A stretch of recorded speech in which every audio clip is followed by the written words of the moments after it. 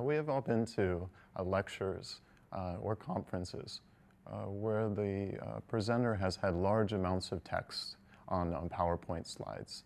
And especially on topics with which we aren't that familiar, we sometimes feel overwhelmed by the information and have trouble understanding it. But we often don't consider that. Our students may feel the same way in our classes. And so there are a couple things that you can consider doing to avoid death by PowerPoint. One is to use a large amount of images as opposed to large blocks of text in your PowerPoint slides. Studies show that whenever a lecturer speaks and when large blocks of text are up on the screen, students or the audience actually retain very little information.